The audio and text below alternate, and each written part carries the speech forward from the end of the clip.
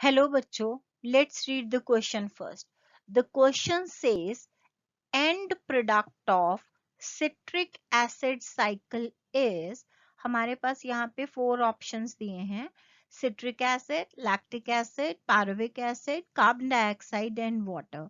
तो सबसे पहले हम यहाँ पे अपने क्वेश्चन का की कॉन्सेप्ट देखें. तो की कॉन्सेप्ट में यहाँ पे बात हो रही है सिट्रिक एसिड साइकिल की. सिट्रिक एसिड साइकिल को हम लोग एक और नेम जो है वो हम इसको देते हैं, हम TCA, या फिर हम इसको क्रेब साइकिल भी कहते हैं. अब सबसे पहले हम ये देखें कि ये किस स्टेप में आता है. यहाँ पे ये जो है रेस्पिरेशन के प्रोसीजर का एक पार्ट है. रेस्पिरेशन वो प्रोसेस है जिसमें कि फूड जो है वो कन्वर्ट होता है एनर्जी में. अब ये जो कन्वर्जन है फूड का एनर्जी में, ये सिंगल स्टेप नहीं होगा, इसमें सीरीज ऑफ स्टेप होंगे और ये एक कैटाबॉलिक प्रोसेस है. और इसमें जो है एंजाइम्स जो हैं वो मीडिएट करते हैं. सो जो रिएक्शंस हैं वो एंजाइम मीडिएटेड रिएक्शंस हैं. अब यहाँ पे अगर हम एरोबिक रेस्पिरेशन की बात करें जिसमें कि हमें ऑक्सीजन की जरूरत पड़ती है, तो ऑक्सीजन प्रेजेंट होती है एरोबिक रेस्पिरेशन में, रिक्वायर्ड होती है रादर. और एनारोबिक में it is in the absence of oxygen. अब जब हम इसके यहाँ पे हमारे पास दो मेथड हैं. एक को हम कह रहे हैं कॉमन पाथवे, और यहाँ पे जो हमारा कॉमन पाथवे है, यहाँ पे हमारा जो कॉमन पाथवे है उसके अंदर हमारे पास 3 स्टेप्स आते हैं. तो हम एक तो उसमें आता है ग्लाइकोलाइसिस. सबसे पहले ग्लाइकोलाइसिस, उसके बाद एक लिंक रिएक्शन होती है, उसके बाद जो है TCA यानी क्रेब साइकिल, और उसके बाद हमारे पास आता है टर्मिनल ऑक्सीडेशन, जो कि फर्दर डिवाइडेड है into electron transfer chain and oxidative phosphorylation में. अब हम यहाँ पे पहले ग्लाइकोलाइसिस में देखें. जनरली जो हमारा ग्लाइकोलाइसिस जो है वो हमारा फर्स्ट स्टेप जो है, इसमें हमारे पास ग्लूकोज है, जो कि या इसके अलावा कोई और हमारी हेक्सोज शुगर होगी, वो यहाँ पे कन्वर्ट हो जाएगी पायरुविक एसिड में. हमारे पास 2 मॉलिक्यूल्स हमारे पास फाइनली मिलेंगे पायरुविक एसिड के. और यहाँ पे फिर हमारी जो ट्रांजिशन या फिर जिसे हम लिंक रिएक्शन कह रहे हैं, उसके अंदर हमारे पास प्रोड्यूस होगा एसिटाइल कोएंजाइम ए. और ये एसिटाइल कोएंजाइम ए जो है एज अ सबस्ट्रेट एक्ट करेगा और एंटर करेगा क्रेब्स साइकिल में.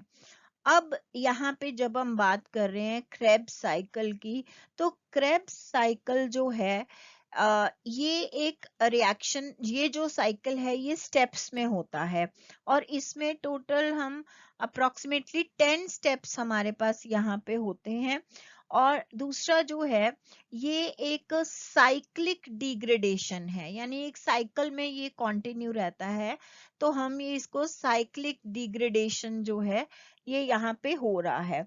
अब यहाँ पे हमारे पास जो एसिटाइल कोएंजाइम जो है, जो कि हमारा यहाँ पे सबस्ट्रेट एज अ काम कर रहा है, अब इस क्रेब साइकिल में यहाँ से स्टार्ट करके हमारे पास 2 डीकार्बोक्सिलेशन रिएक्शंस होती हैं, जहाँ पे हमारा कार्बन डाइऑक्साइड जो है वो रिमूव होता है.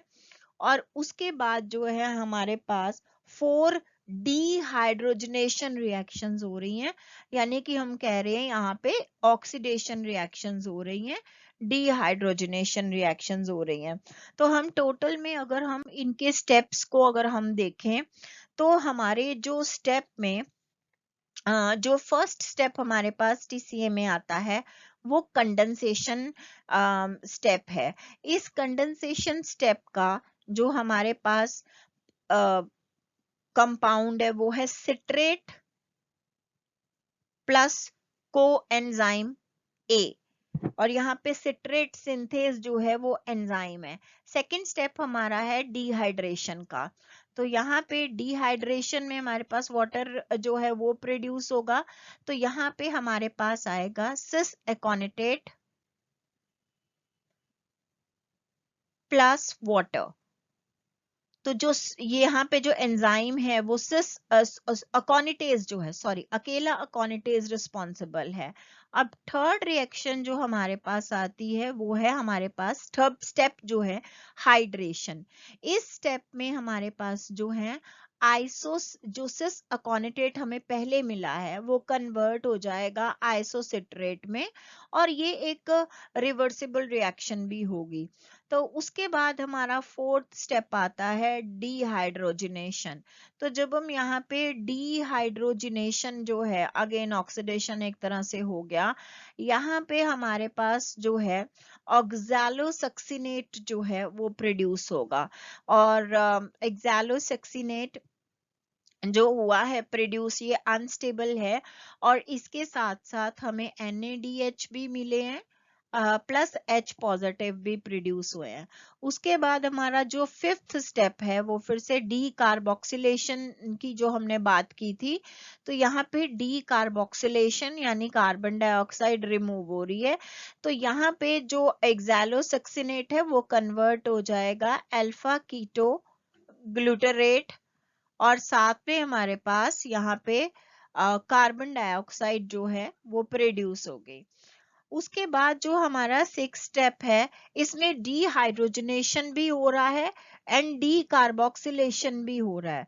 तो डीहाइड्रोजनेशन प्लस यहाँ पे डी कार्बोक्सिलेशन, यानी कि कार्बन डाइऑक्साइड भी रिमूव हो रहा है और ऑक्सीडेशन भी हो रही है। तो यहाँ पे जो हमें कंपाउंड मिलेगा वो हमारे पास है यहाँ पे सक्सिनल कोएंजाइम ए, और प्लस हमारे पास यहाँ पे NaDH plus H positive plus carbon dioxide. तो हमारे पास ये स्टेप्स यहाँ पे प्रोड्यूस होंगे। अब हमारा जो सेवंथ प्रोसेस है, यहाँ पे हमारे पास सेवंथ स्टेप है, सॉरी, इसमें हमारे पास जो है सक्सिनेट जो है प्रोड्यूस होगा प्लस कोएंजाइम ए, और ये स्टेप बेसिकली जीटीपी या एटीपी प्रोडक्शन की यहाँ पे बात हो रही है।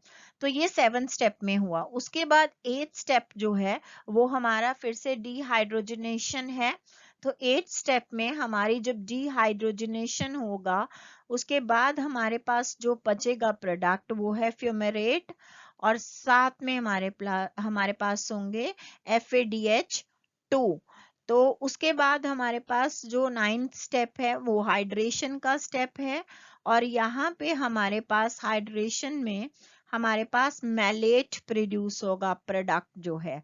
और उसके बाद हमारे पास 10th स्टेप आता है जो कि अगेन डीहाइड्रोजनेशन है, और यहाँ पे हमारे पास जो है डीहाइड्रोजनेशन में हमारे पास प्रोड्यूस होंगे एक्सैलो एसीटेट। ये एक्सैलो एसीटेट तो चला जाएगा वापस इनटू द साइकिल, प्लस साथ में यहाँ पे NaD और PH यहाँ पे प्रोड्यूस हो रहा है, और यहाँ पे हमारे पास जो हम यहाँ पे फाइनली जो है हमारे पास carbon dioxide and water produce हो रहा है।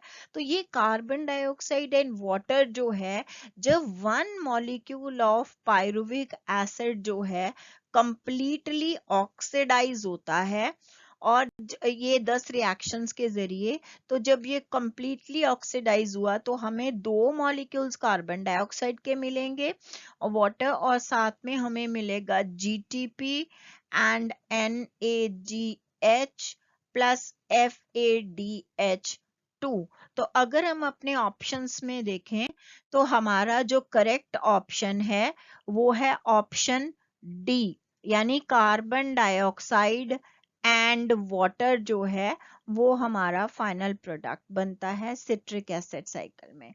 I hope you understood it well. Best of luck.